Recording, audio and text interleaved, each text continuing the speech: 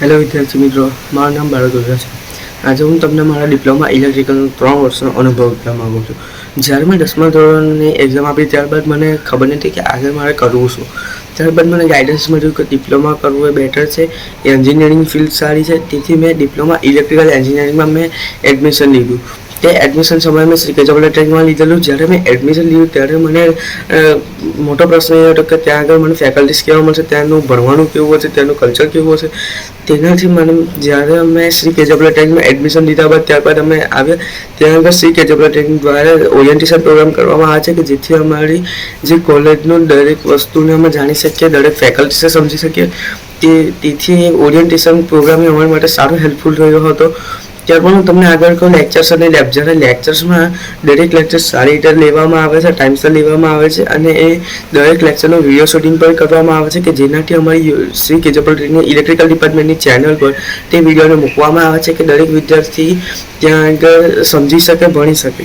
ત્યારબાદ હું તમને લેબ કહું તો લેબમાં અમારે દરેક પ્રેક્ટિકલ કરવામાં આવે છે, જેમાં દરેક કીટ અવેલેબલ છે. મશીનરી લેબ માટે દરેક મશીનરી અવેલેબલ છે. જ્યારે હું પછી ફંડામેન્ટલ ઓફ ઇલેક્ટ્રોનિક્સની લેબ જે છે, ઇલેક્ટ્રોનિક્સ લેબમાં પણ સારા એવા ઇક્વિપમેન્ટ્સ છે. કમ્પ્યુટર લેબમાં તમે કમ્પ્યુટર પર જઈને કોઈ પણ રિસર્ચ કરી શકો છો, આગળના ભણતરની દરેક રિસર્ચ કરી શકો છો. ત્યારબાદ ત્યાં આગળ તમને ફ્રી ઇન્ટરનેટની સુવિધા પણ આપવામાં આવે છે કે જેનાથી તમે કમ્પ્યુટરમાં કોઈ પણ રિસર્ચ કરી શકો. ત્યારબાદ હું તમને આગળ કહું કે અમારા જે એક્સપર્ટ લેક્ચર લેવામાં આવતા હતા ત્યાં પણ સારા એવા એક્સપર્ટીસ ફેકલ્ટીઝને બોલાવવામાં આવે છે કે જે દરેક ફેકલ્ટીઝ આવીને સારી રીતે સમજાવે છે અને તેનાથી અમને સારી એવા હેલ્પફુલ થાય છે.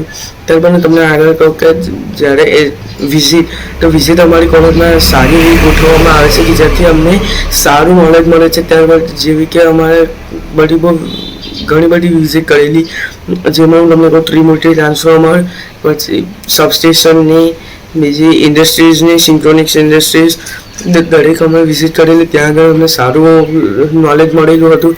ત્યારબાદ હું તમને કહું કે અમારે પ્લેસમેન્ટ, અમારી કોલેજમાં સારા એવા પ્લેસમેન્ટ થાય છે કે જેનાથી તમને સારા પેકેજવાળી નોકરી પણ મળી શકે છે.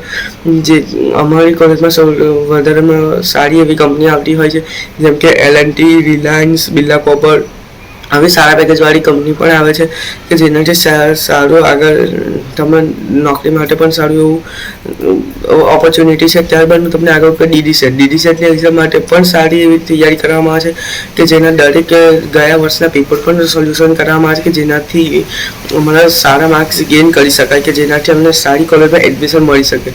ત્યારબાદ હું તમને કહું કે અમારી કોલેજના જે ફેકલ્ટી છે, દરેક ફેકલ્ટી સારા છે, સારું ગાઈડન્સ આપે છે, સારું ભણવામાં મદદ કરે છે.